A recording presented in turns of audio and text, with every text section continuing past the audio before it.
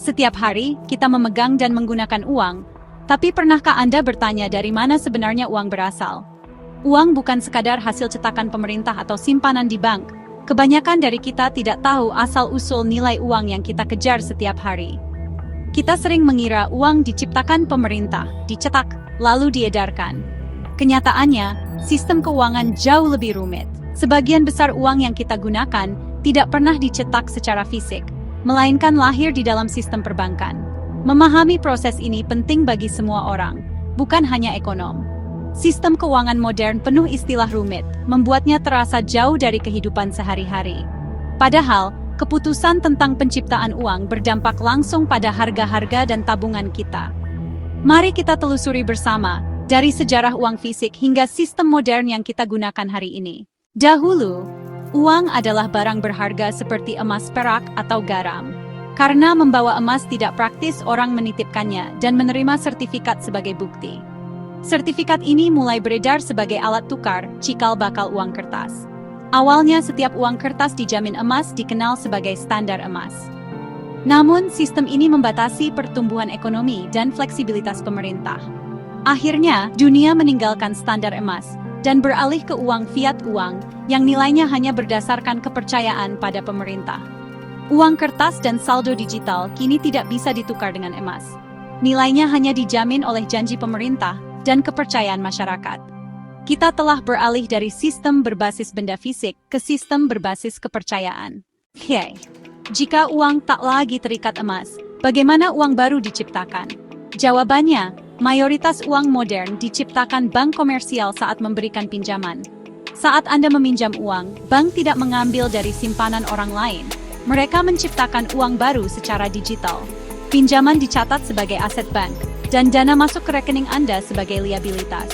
Uang ini langsung bisa digunakan dan beredar di ekonomi. Proses ini berarti bank komersial adalah mesin pencipta uang utama. Lebih dari 90% uang di dunia berbentuk digital, lahir dari pinjaman. Sering disalahpahami, sebenarnya pinjamanlah yang menciptakan simpanan, bukan sebaliknya. Ketika pinjaman dilunasi, uang itu hilang dari peredaran. Intinya, uang modern pada dasarnya adalah utang. Bank tak bisa menciptakan uang tanpa batas, ada aturan cadangan sebagian. Fractional reserve. Bank wajib menyimpan sebagian kecil simpanan sebagai cadangan di bank sentral. Misal, dengan rasio 10% dari Rp100 simpanan, hanya Rp10 yang harus disimpan, sisanya bisa dipinjamkan. Proses ini menciptakan efek pengganda uang, satu pinjaman bisa berlipat ganda, jadi ribuan rupiah di ekonomi. Setiap kali uang dipinjamkan dan disimpan kembali, bank lain bisa menciptakan uang baru dari simpanan itu.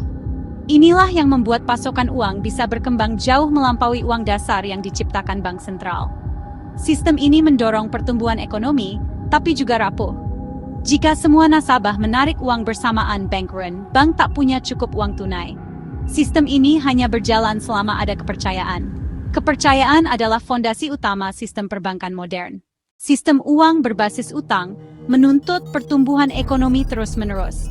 Bank menciptakan pokok pinjaman, tapi uang untuk membayar bunga harus datang dari pinjaman baru. Akibatnya, total utang dan uang beredar harus terus bertambah. Jika pertumbuhan melambat, risiko gagal bayar dan krisis meningkat. Konsekuensi lain, inflasi. Harga naik karena uang beredar lebih cepat dari pertumbuhan barang dan jasa. Sedikit inflasi dianggap sehat, tapi jika tak terkendali bisa merusak ekonomi. Siklus boom and bust terjadi. Saat pinjaman mudah, ekonomi tumbuh pesat. Saat pinjaman seret, ekonomi melambat. Siklus ini jadi bagian tak terpisahkan dari sistem keuangan modern. Bank sentral seperti Bank Indonesia tidak langsung menciptakan sebagian besar uang. Mereka mengatur sistem lewat suku bunga acuan dan rasio cadangan. Suku bunga tinggi membuat pinjaman mahal, penciptaan uang melambat, inflasi terkendali. Suku bunga rendah mendorong pinjaman dan pertumbuhan ekonomi. Bank sentral juga mengatur cadangan wajib dan melakukan operasi pasar terbuka untuk mengatur likuiditas. Bank komersial menggunakan uang dasar dari bank sentral untuk menciptakan uang kredit dalam jumlah jauh lebih besar. Uang kredit inilah yang mengalir ke masyarakat dan menggerakkan ekonomi. Di dunia modern, uang adalah utang, dan utang adalah uang. Jika semua utang dilunasi, hampir seluruh uang di sistem akan lenyap. Hanya tersisa uang tunai fisik yang sangat sedikit. Untuk memiliki uang, kita harus berutang secara kolektif. Saat pinjaman dilunasi, pokoknya hilang, tapi bunga jadi pendapatan bank dan uang untuk bunga harus datang dari pinjaman baru.